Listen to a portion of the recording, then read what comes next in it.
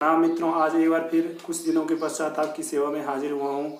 दोस्तों, आज एक आर्टिकल है जिसमें कुछ महत्वपूर्ण तथ्य हैं जो सकारात्मकता और नकारात्मकता के शीर्षक से संबंधित है, और एक कोरोना पर आधारित एक पोएम भी मैंने आज ही लिखी है। तो इन दोनों को प्रस्तुत करूँ उनसे पहले आपसे विनम्र निवेदन कि आप मेरे चैनल को सब्सक्राइब और शेयर अवश्य करें और मेरी वीडियो को अंत तक देखना न भूलें। तो दोस्तों, पहले मैं आर्टिकल से शुरुआत करना चाहूँगा। हमारे वातावरण में चारों ओर एक ऊर्जा सकारात्मक और नकारात्मकता का परिकर घूमता ही रहता है। हमारे चारों ओर वातावरण में एक ऊर्जा होती है, एक सकारात्मक ऊर्जा होती है और एक नकारात्मक ऊर्जा होती है जो हमारे चारों ओर घूमती रहती है।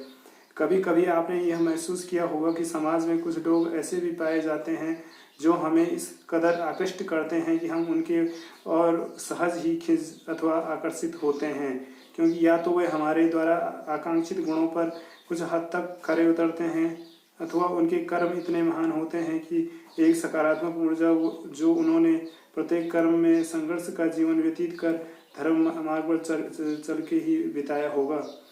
तो कभी कभी हमारे जीवन में ऐसे भी आते हैं, मित्र मंडली में कहें, अपने हम उम्र कहें या उम्र से ज़्यादा कहें अथवा नीचे कहें, कि जिनसे हम इतना प्रभावित होते हैं कि हम चाहते हैं कि इनसे ज़्यादा से ज़्यादा टाइम स्पेंड हो और हमारा ये अमुक व्यक्ति हमें भी इस रहस्य को बता सके कि वो कैसे खुश रह सकता है और कैसे उसने ये उपलब्धियाँ हासिल की है।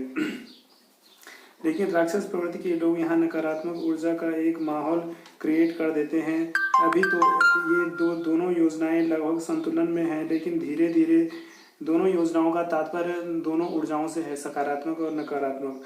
लेकिन धीरे धीरे अपने समाज आदि में जाकर लोगों की निंदा, वैमनस्य और सबसे बड़ी बुराई ईर्ष्या से निमग्न रहे और इन्हीं नकारात्मक शक्तियों के प्रभाव में वह हत्या आदि अपराध कर बैठते हैं। इसी तरह कलयुग के अंत में यह सारी जो नकारात्मक शक्तियां हैं ये प्रचंड रूप ले लेंगी और सकारात्मक शक्तियों को दबा लेंगी, जिससे मनुष्य का पूर्ण विनाश संभव है और उसकी बुद्धि भ्रष्ट होने के कारण वह अलग अलग अपराधों को जन्म देगा और बहुत अपराध करता जाएगा। दोस्तों, इसमें एक फैक्ट आपको आसानी से समझा दूँ कि माना हमारे यहाँ कोई निजी रिश्तेदार आता है या हमारा स्वजन कोई प्रियजन आता है, तो उसके आते ही हमारे मुख में मुस्कान छा जाती है, क्योंकि वो हमारे प्रति उस समय जब आया होता है वो भी हमारा प्रिय होता है और हम भी उसके प्रिय होते हैं। इसलिए सकारात्मक ऊर्जा क्रिएट हो करके थोड़ा शांति का अनुभव होता है।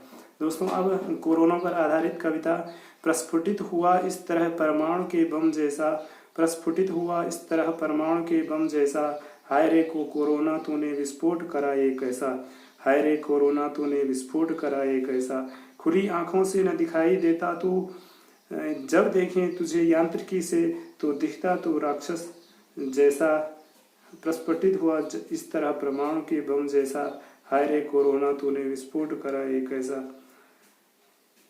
क्योंकि डंक मारता बेवजह ऐसे जीवों पर तो 1 मिनट में ही कर देता बन बनाया काम जैसे धू, जिन्होंने जानबूझकर तेरी संख्या बढ़ाने में विस्तीर्ण करा क्षेत्र तेरा और खुद कहलाए भूत और पिशाच जैसे, तू तो हर जगह ऐसे दस्तक दे रहा और चक्रवर्ती सम्राट बनने की खातिर जैसे मुकुट उनका छीन रहा।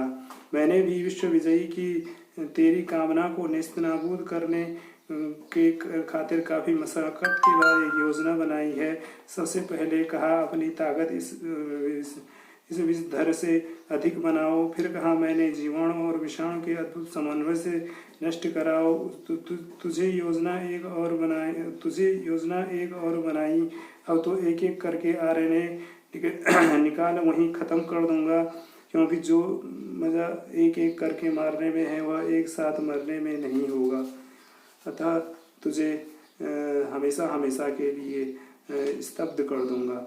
प्रस्फुटित हुआ इस तरह परमाणु के बम जैसा, हाय रे कोरोना तूने विस्फोट करा ये कैसा।